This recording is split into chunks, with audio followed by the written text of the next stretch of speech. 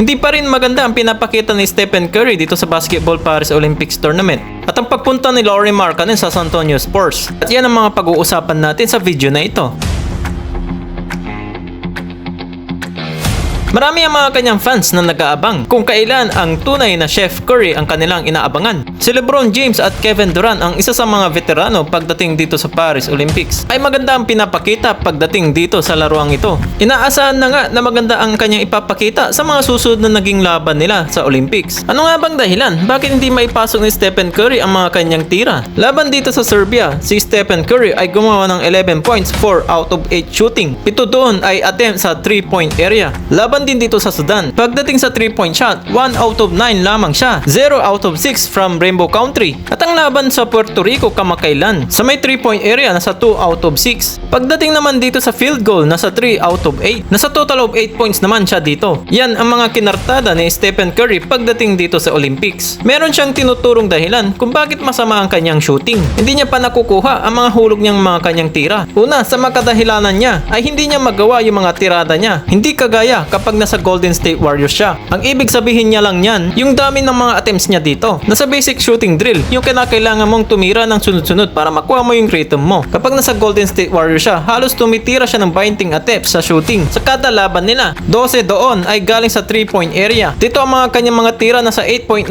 lang ang mga attempts sa kanyang mga laban. Dahil dyan, marami kasing mga option pagdating dito sa Team USA. Kaya hindi kinakailangan sa kanya lagi ang bola. Inamin din niya ni Steph Curry sa kanyang interview. Dahil hindi rin siya nakakahawak ng gaano ng bola, kaya nakakatira din siya ng bad shot. Hindi niya rin alam kung kailan din darating sa kanya ang bola. At isa din dito, yung International Basketball Court ay mas maliit ng 2 feet kaysa ng NBA na may laking 94 feet. Kaya kumbaga, mas maliit yung espasyo na inyong ginagalawan. At malapit lang dito ang 3-point line, kaya madali siyang mahahabol. At si Chef Curry ay 36 years old na rin, hindi na rin kagaya nung dati na mas maliksi ito noon. Dahil kung ibang average namang lalaro ay hindi na rin ito magagawa. Wala rin makakapagsabi kung hanggang kailan ang mga ganitong galawan ni Steph Curry pagdating dito sa shooting percentage at ang mga ganitong kanyang mga liksi.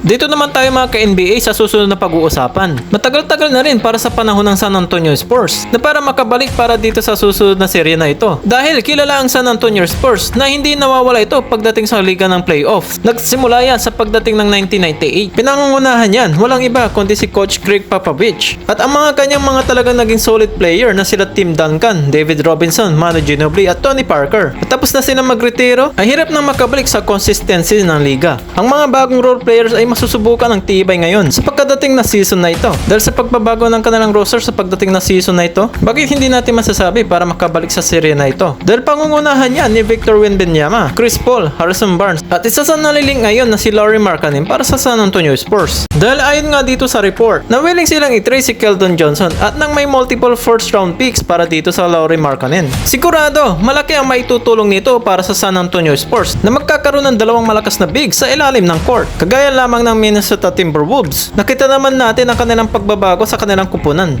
Ano kaya masasabi nyo dito para kay Chef Curry? Ito na rin kaya ang sinyalis ng kanyang pagtanda at ang San Antonio Spurs para kay Lauri Markkanen? Ituloy natin ang usapan sa comment section. Salamat na din sa pag-like and share ng video na ito at huwag din makakalimutan mag-subscribe.